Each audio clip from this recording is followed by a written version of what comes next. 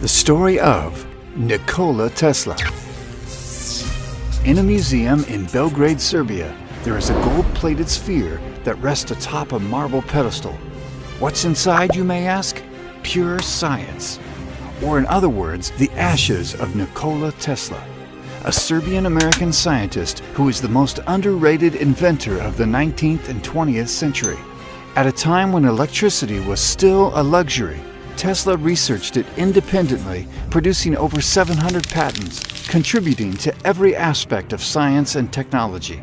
Take his rotating magnetic field and alternative current motor. Those allow us to send power across entire nations without building substations every 1.5 kilometers, and with much less danger than old direct current methods. Though vocally deplored by the likes of Thomas Edison, electricity arrives in our homes this way, even today. Another great invention, the Tesla coil, creates high-voltage electricity at high frequency. With this, you can do cool things like powering light bulbs without wires. Basically, this idea laid the foundations for all modern wireless technologies. Today, Tesla coils are still used to ignite the gas lamps that light up the streets. Among other things, Tesla discovered the resonant frequency of the heart, invented many electric gadgets, remote control, fluorescent, and neon lights, which he then had bent into letters. He recorded radio waves from outer space, and had a hand in the field of robotics. Once he built a machine that, when switched on, created an earthquake, nearly demolishing an entire neighborhood. Well, that one was a bit dangerous. Tesla was a true genius, spoke 8 languages, memorized entire books, built functional devices straight from his imagination without writing anything down. He was 200 centimeters tall, popular with the ladies, but had a lifelong dedication to science.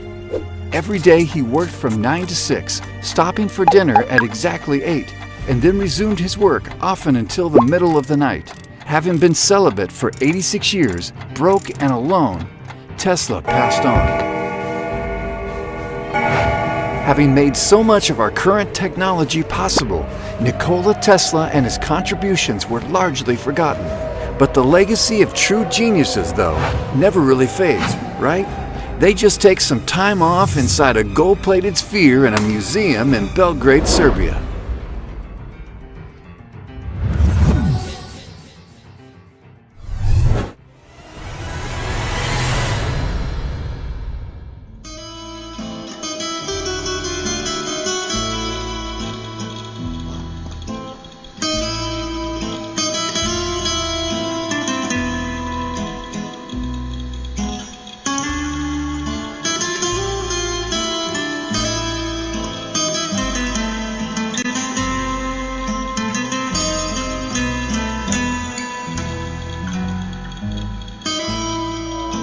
In those days, we did feel that there is not much appreciation of who Nikola Tesla is and what Nikola Tesla's contribution is to the modern world.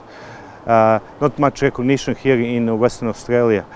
We did organize a lecture about Nikola Tesla with Engineers Australia in West Perth.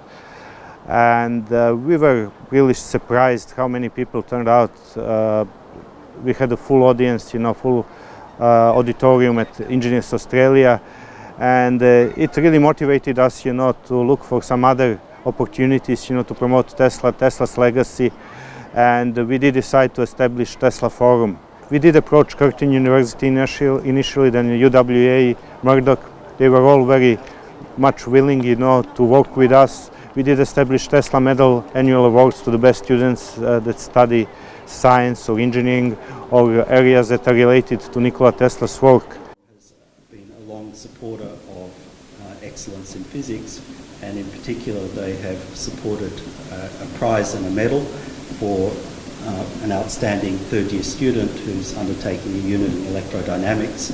Funnily enough, since receiving the prize, I've learned so much more about Nikola Tesla.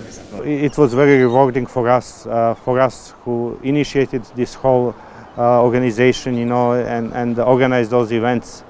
Of course, it wouldn't be possible without a major support from a number of organizations and people, and we appreciate their support very much. I must mention a few of them. Initially Dr. Ljubo Vujović from New York Tesla Society, then Dr. Judy Edwards, former Minister for Science and Education of Western Australia, who accepted to be head of our steering committee for 150th anniversary.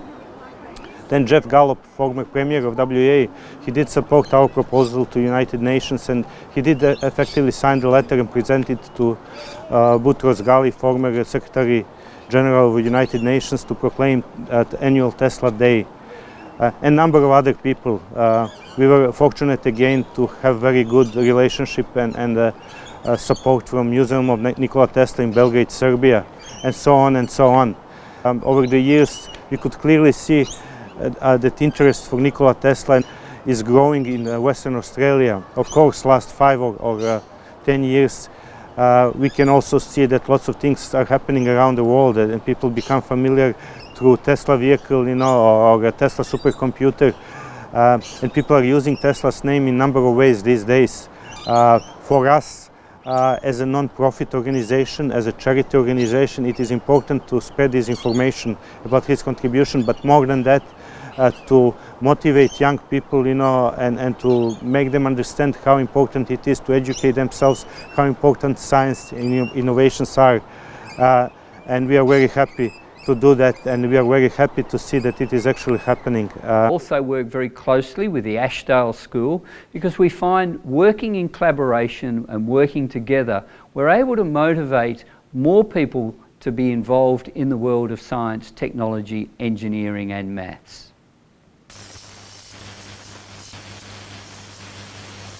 Australia is a multicultural society. We came to this country from all over the world, and we all bring something with us. And Tesla is a great example, how this multicultural aspect can work. Tesla is a Serbian who lived and worked in a number of countries, in Czech Republic, in Hungary, in Austria, in France, ended up in the United States. He has very interesting personality. When you talk about him as a son of a Serbian Orthodox priest who became a major inventor, and a person who contributed to this world more probably than anyone else, so he's among the top inventors of all times.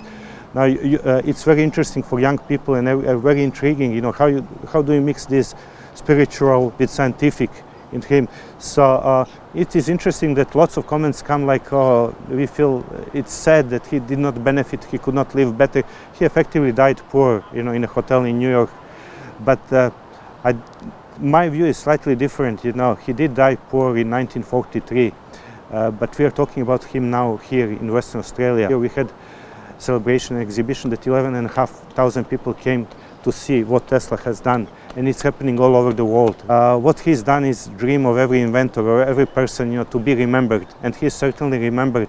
Now, we are like 70 plus years after his death, and we are talking about him. We are celebrating him here in Australia. People are celebrating Tesla in other parts of the world. Greetings from Belgrade and from the Nikola Tesla Museum. I'm so glad that we are continuing our cooperation with Tesla Forum. So, greetings to all guests of Tesla Forum and all members of Tesla Forum. My book, Wireless Life, Work and Doctrine of Nikola Tesla, it is the result of the many years, I can say even decades of dedicated research. And for me it's a very important book, but I also believe that this is the book with a mission. Because I have a really opportunity, which is very rare, to spend years here in the museum searching originals, searching more than 200,000 original documents that we are preserving here.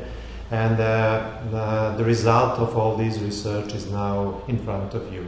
Book consists of 3 parts.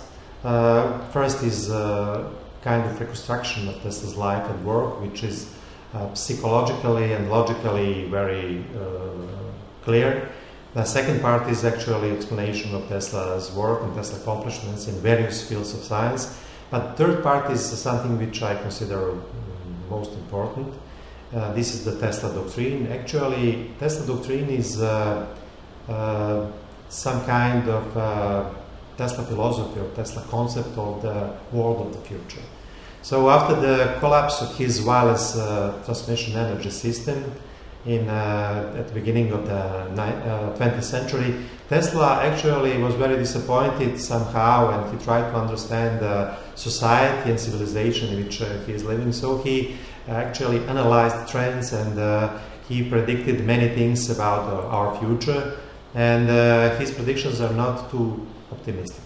So the world that Tesla saw at that time, actually we are living now, and I believe that Tesla doctrine can contribute our better understanding.